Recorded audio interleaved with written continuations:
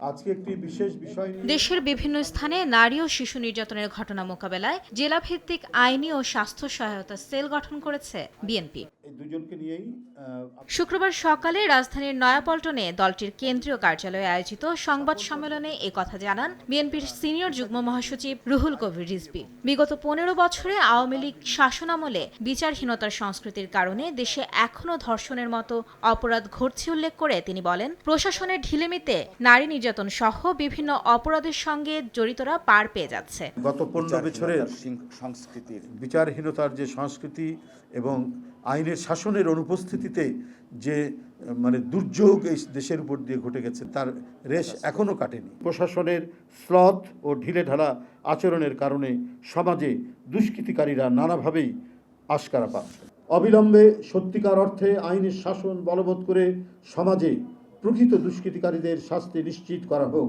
একই সময়ে বাংলাদেশের বিরুদ্ধে ভারতীয় অপতৎপরতা ও অপপ্রচার বন্ধের দাবিতে রাজধানীর প্রেস ক্লাবে প্রতিবাদ সভার আয়োজন করে বাংলাদেশ জাতীয় অধিকার আন্দোলন। এতে প্রধান অতিথির বক্তব্যে অন্তর্বর্তী সরকারের প্রতি নির্বাচন দেওয়ার আহ্বান জানিয়ে বিএনপি চেয়ারপারসনের উপদেষ্টা জয়নুল আবেদিন ফারুক বলেন, শেখ হাসিনা ও তার মন্ত্রী এমপিরা যেখানেই পালিয়ে থাকুক না কেন, বিএনপি সরকার গঠন করলে তাদের দেশে ফেরত এনে বিচার করা হবে। 18টি স্টিলের বাক্স করে বাংলাদেশের ধন দৌলত ডলার রুবেল সব নিয়ে গেছেন। আপনার চামচারা, আপনার নির্যাতনকারী মন্ত্রী এমপিরা বাংলাদেশের সকল সম্পদ লুট করে নিয়ে গেছে।